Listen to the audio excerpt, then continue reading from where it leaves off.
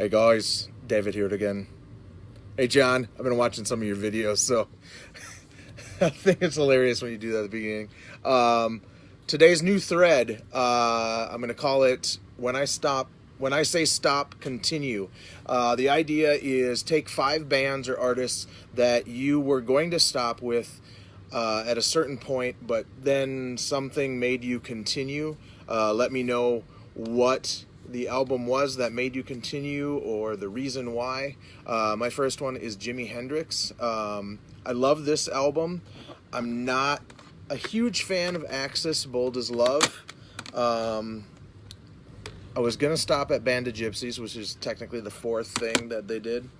I was listening to Electric Ladyland in the car. I was coming up to a yellow light. There was a car in front of me.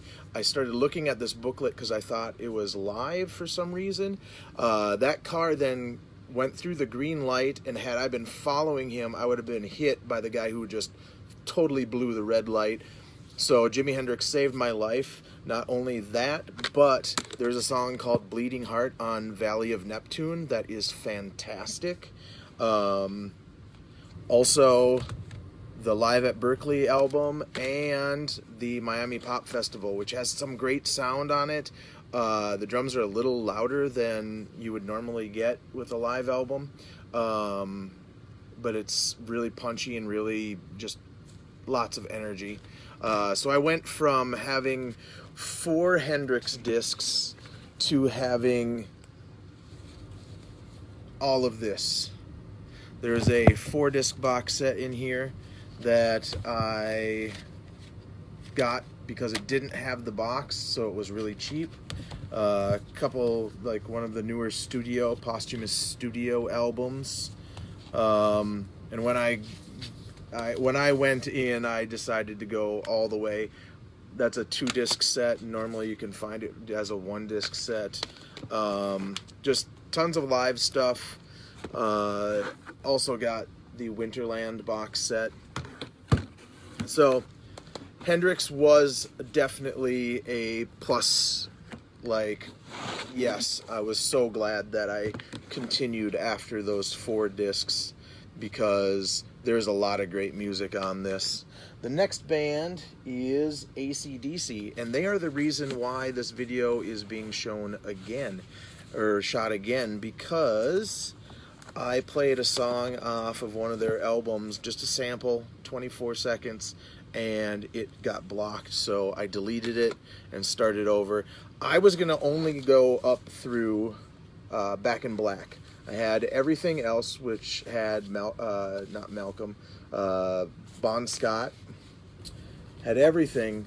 Gonna stop at Back in Black, but there's a store called No Name Records in Minneapolis, and they are having like every CD in these one bins are 2 for $5. So I got both of these after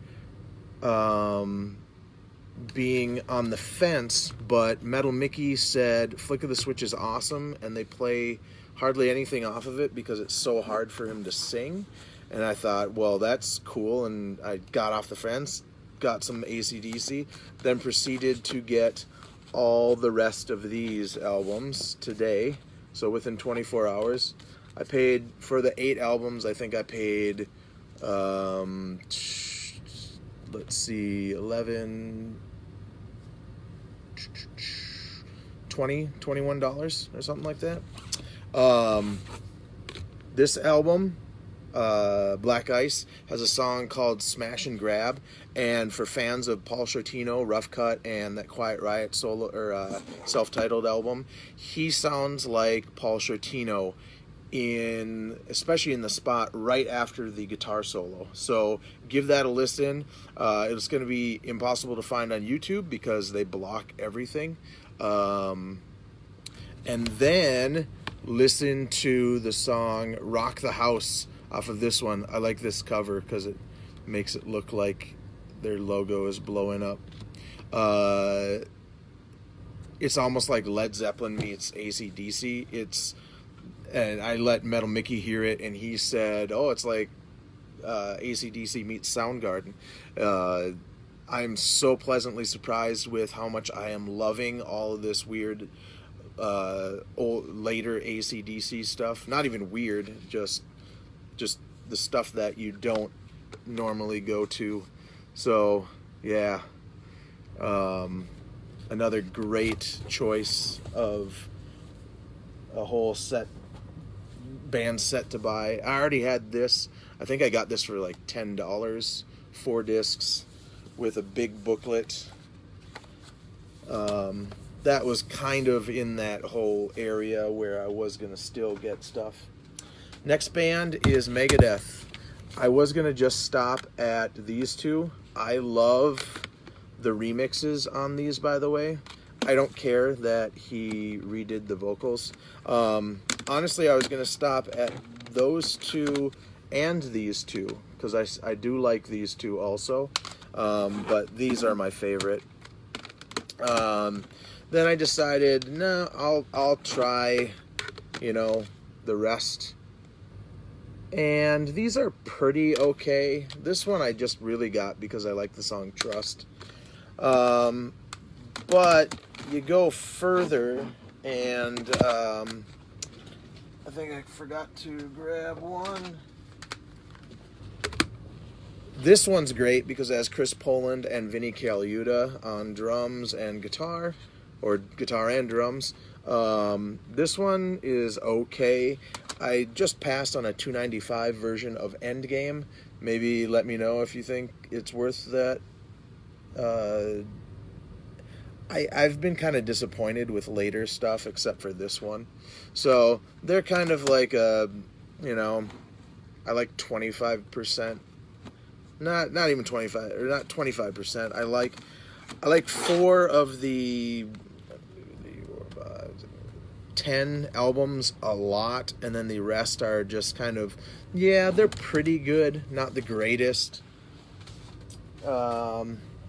This band, I was going to stop at Shout at the Devil, but I read an interview with, where is it? With John Corabi and,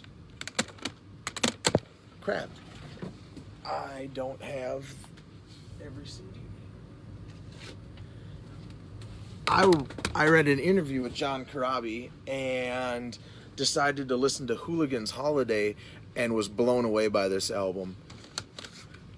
Theater of Pain, pretty okay. I like about half of it, I think, is worth listening to, and the rest is kind of eh. Girls Goes Girls and Dr. Feelgood I like a lot more than I expected. Generation Swine, kind of okay. This one, okay. Randy Castillo is on drums. Tommy Lee is not on here. This is not the way you really want to go out, I guess. This was free, and I only have disc 1 of the live thing. So this one is really the key to me getting all the rest, and it was well worth it. I don't regret buying all the rest of these, but this is fantastic. And then my last band is Overkill. I was going to end at Horrorscope. Here, I'll put Horrorscope up instead. I had this, but decided I wanted lyrics, and so I got this version. Taking Over, In Union We Stand was the first song I had ever heard of Overkill. This was the first album that I had of theirs. This is my favorite album. Then I saw them on this tour, and then I kind of lost interest. I Hear Black is a love letter to Black Sabbath. It kind of has a little bit of nonfiction and mind funk kind of feel, and very kind of retro, not retro, but kind of doomy, Sabbathy feel. This album is okay. What was the thing that got me into... Oh, Flotsam and Jetsam. I bought the new Flotsam and Jetsam and decided I'm going to check out more Overkill, because I had the Flotsam and Jetsam stuff, and there's a podcast called Thrash It Out, and they will take an album, talk about the band, then talk about every song throughout the whole album. And it's a really cool podcast. It's the only podcast that I really actually listen to. They did The Grinding Wheel. I have The Grinding Wheel upstairs. I'm doing another video preparation or whatever where I'm taking the Big Four and my alternative universe Big Thor, listening to the last album by each of them and giving each song like a number 1 through 10, and then figuring out who had the best albums and in which order and who should really be the Big Four. So between this one and Ironbound, I am waiting for a box set that came out. At one point I had up through Immortalis, but I sold them and just kept From Years of Decay early, or Horoscope earlier. But I am really enjoying all these. The best one out of these last 3, I would say I am enjoying Grinding Wheel the most, but I have only listened to these once each, and so far I am not disappointed with Overkill. Overkill are kind of like the thrash little brother of AC/DC. Do a response video if you want, or you can leave your choices or the bands that you gave a second chance, or thought you were going to stop but decided to continue. Sorry, this is the 3rd time I've done this video, so I'm trying to just rush through it so I can go to bed, but I want to get it up tonight while everything's fresh in my mind. So, when I say stop, continue, thread. All right, see you later.